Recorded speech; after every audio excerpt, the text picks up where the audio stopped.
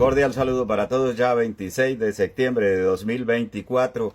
Llegamos con la información cuando son las 3 de la tarde. A esta hora les contamos, importante cambio se produce en el Consejo Nacional Electoral, la entidad que lleva, o que adelanta mejor, el proceso en contra de la violación de topes en la campaña electoral de Gustavo Francisco Petro Urrego.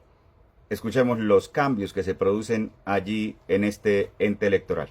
El magistrado César Lorduy fue elegido por la Sala Plena como nuevo presidente del Consejo Nacional Electoral. Diego Perdomo. Hoy hubo Sala Plena de este órgano electoral, efectivamente, dos decisiones clave. La primera tiene que ver con la elección del nuevo presidente y vicepresidente de esa corporación.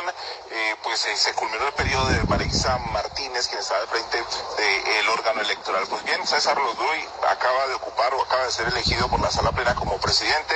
El vicepresidente será el magistrado Cristian Ricardo Quirós, así que hay nuevos presidente y vicepresidente del Consejo Nacional Electoral en estos momentos en que ese órgano precisamente está estudiando una ponencia que pide formular cargos al presidente, a Gustavo Petro y a Ricardo Roa por presuntas irregularidades en la financiación de la campaña. Pero hay otra determinación que...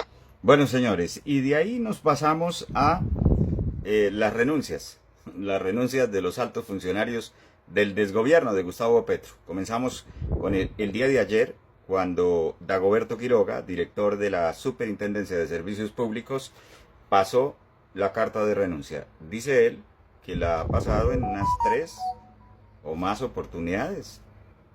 Y creo que el señor Gustavo Petro no se la acepta, según él, ¿no? Vaya uno a saber.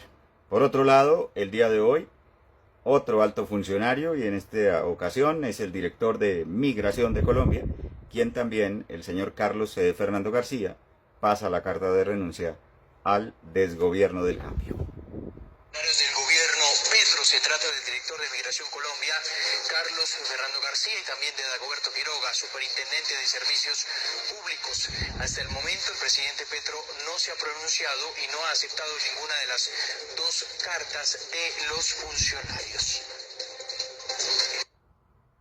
Colombia, funcionarios cercanos al presidente Gustavo Petro.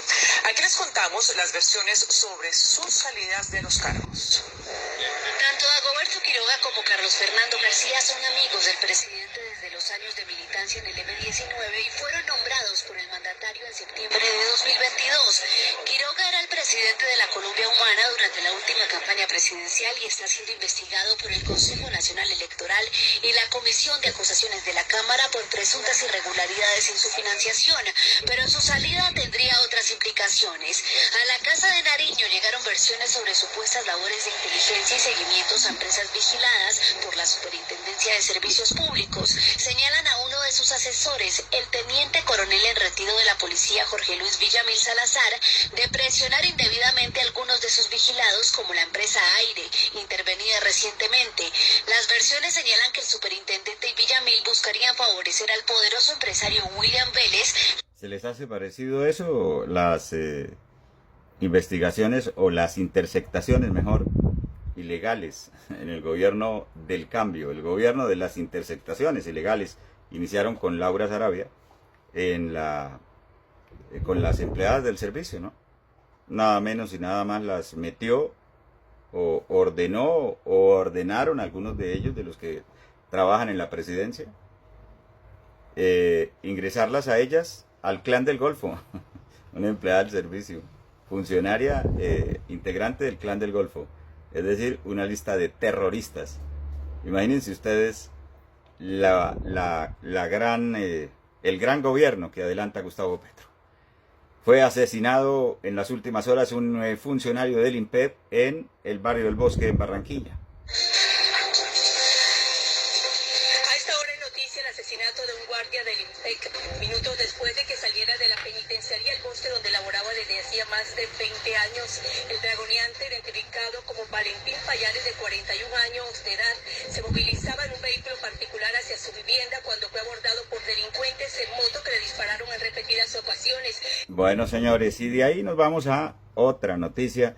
¿Y cuál es la realidad de Ecopetrol? La única empresa que le generaba unos recursos importantes al país y que tenía o tiene el 90% de las acciones a nombre del Estado, es decir, de todos los colombianos.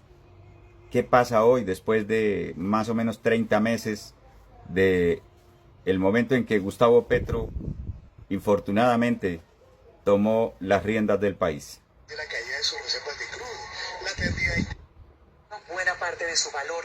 Consultamos a expertos y a un expresidente de esta compañía para entender el impacto.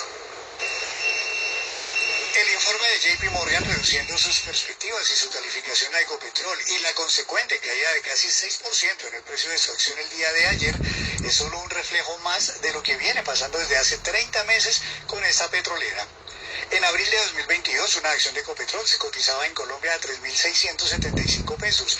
Tan pronto se empezó a consolidar la posibilidad del triunfo del entonces candidato Gustavo Petro, empezó a caer su valor hasta los 1.850 pesos de hoy, una caída del 50%.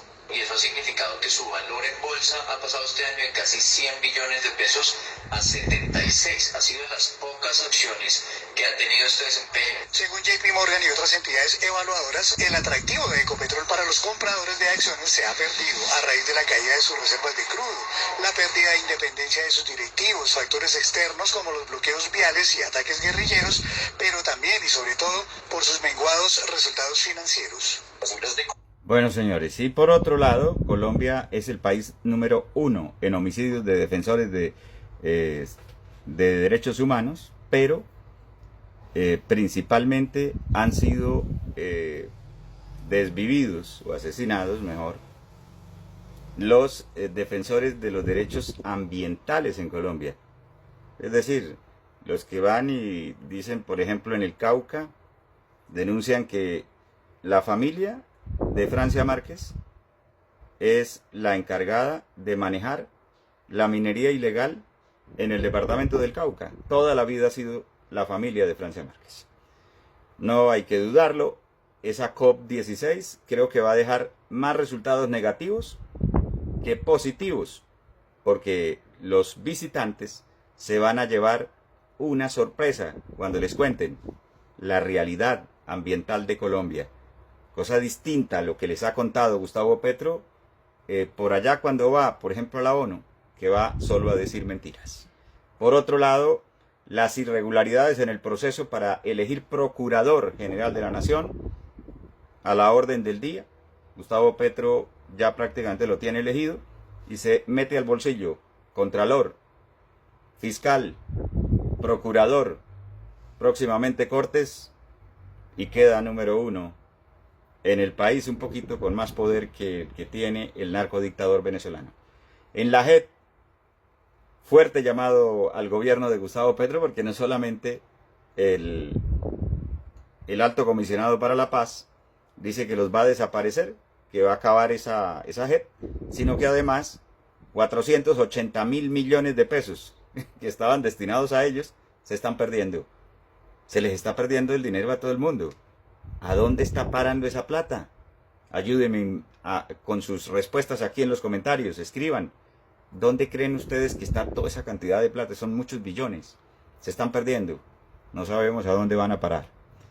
Los habitantes del departamento del Cauca mañana tienen una gran movilización por la paz. Se cansaron de ver tantos homicidios. Y finalmente Gustavo Petro se quita la careta y llega a la ONU a decir que él es el defensor número 1 del narcodictador venezolano.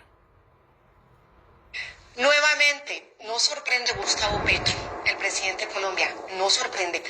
Ante semejante oportunidad que es el escenario de la Asamblea General de las Naciones Unidas, no se le ocurre mencionar las violaciones horribles y bárbaras de los derechos humanos que está aplicando el tirano Maduro. No. Para él, la culpa de que Maduro se vaya a volver a posesionar, si es que le parece culpa, no sabemos si es que no le molesta que se vuelva a posesionar, es que Estados Unidos lo ha provocado con sus sanciones. Increíble, ¿no? Pero sí, lo dijo. Lo que tenemos es un resultado negativo en todos los aspectos, para los Estados Unidos, para Colombia, para la misma Venezuela, que se empobreció debido al bloqueo de las exportaciones de petróleo. Bueno, preparémonos, señores, para ofrecerle disculpas al narcodictador venezolano, porque según Petro, él es la víctima. Esto es para comentar.